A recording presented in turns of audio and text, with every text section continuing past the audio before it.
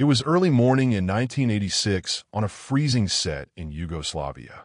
Jackie Chan, only 32 years old, was filming Armor of God, a big adventure movie he was directing and starring in.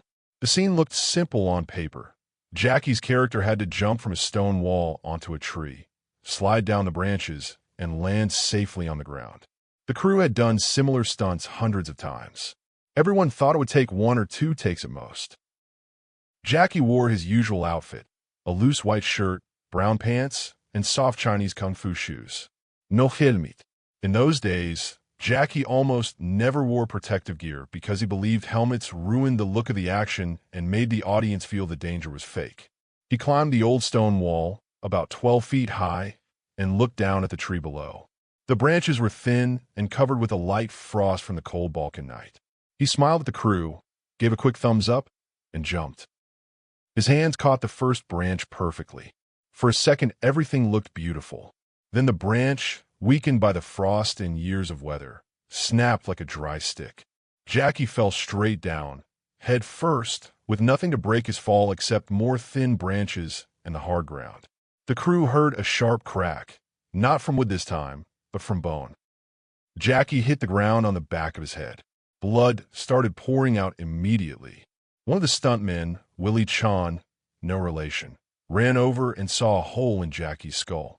It was about the size of a coin, right above his right ear.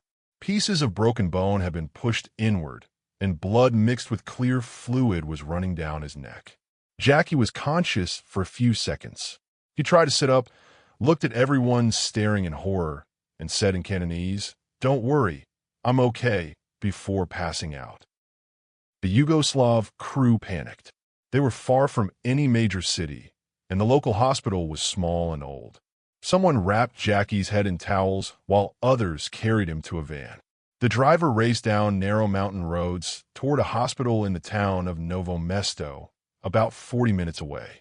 Jackie was completely unconscious the whole ride, his face pale and covered in blood. At the hospital, the doctors took one look and knew it was bad. The skull was fractured, and a piece of bone had pierced into the brain. Blood was collecting inside his head, pressing on the brain and threatening to kill him within hours. The local hospital did not have the equipment or the surgeons for this kind of injury. They put Jackie on a table, cleaned the wound as best they could, and started making phone calls. Jackie's Hong Kong manager, Willie Chan, arrived at the hospital and almost collapsed when he saw the hole in Jackie's head. He immediately called Hong Kong and demanded the best doctors fly in right away. Meanwhile, the Yugoslav doctors decided they had to operate immediately or Jackie would die. They shaved part of his head, opened the wound wider, and carefully removed the broken pieces of skull that had gone into the brain. They stopped the bleeding and put a plastic plate over the hole to protect the brain until proper surgery could be done later. 6 hours after the fall, Jackie woke up. The first thing he did was touch his head and feel the bandages. He looked around the room, saw Willie crying, and asked in a weak voice, "Did we get the shot?" Everyone was shocked. The man almost died, and his first question was about the footage. The cameraman told him yes, they got it. Jackie smiled a little and went back to sleep. 2 days later, doctors from Hong Kong arrived and flew Jackie on a private plane back home. In Hong Kong, a top neurosurgeon opened his skull again, cleaned everything properly, and replaced the temporary plastic plate with a permanent one. The plate is still in Jackie's head today. He says if you touch the right spot above his ear, you can feel it on his skin. The injury was the worst of Jackie's career.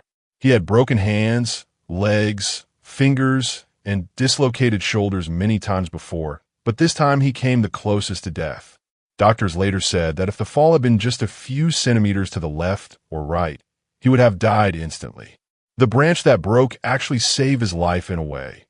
If he had landed flat on the back of his head on solid ground, the impact would have been fatal. When Jackie finally recovered enough to watch the footage, he was horrified. On camera, you can see the exact moment his head hits the ground and the blood starts flowing. He decided to keep the real fall in the final movie. At the end of Armor of God, after the closing credits, there is a blooper reel. The very last clip is the fall in Yugoslavia. You see Jackie jump, the branch break, and him hit the ground. The screen goes black for a second, then text appears. This is a real accident. Jackie nearly died. Then it shows him in the hospital bed, giving a weak thumbs up. Jackie wanted the audience to understand that what they just watched was real danger, not tricks. The accident changed Jackie a little. He still refused to use wires or doubles for most fights. But after the skull fracture, he started being more careful with high falls. He began testing branches and trees himself. Armor of God came out in 1987 and became one of Jackie's biggest hits ever, making over 35 million Hong Kong dollars. Huge money at the time. Many people say the real accident footage at the end made the movie feel more exciting than any special effect could. Audiences left the theater talking about how crazy Jackie was and how real his stunts were. Jackie himself never forgot that morning. Years later, whenever young actors asked him about wearing helmets or using safety gear, he would touch the spot on his head and say, "I have a plate here because I was stupid once. Don't be stupid like me." But 5 minutes later, he would still be climbing buildings without ropes, because that's who he is. Today, almost 40 years later, the scar is hidden under his hair, and the plate in his skull is just part of him. He jokes that it makes his head harder for fighting bad guys.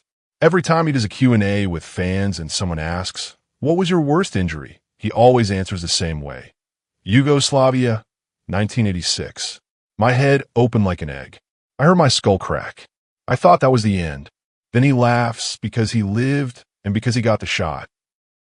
That one fall, that one cracked branch on a cold morning far from home, almost ended the career of the man who would become the most famous action star in the world. Instead, it became the moment that proved just how real Jackie Chan's stunts really were, and how much he was willing to risk for the audience. The plate in his head is still there, a quiet reminder that sometimes the most dangerous stunt is the one that looks the easiest.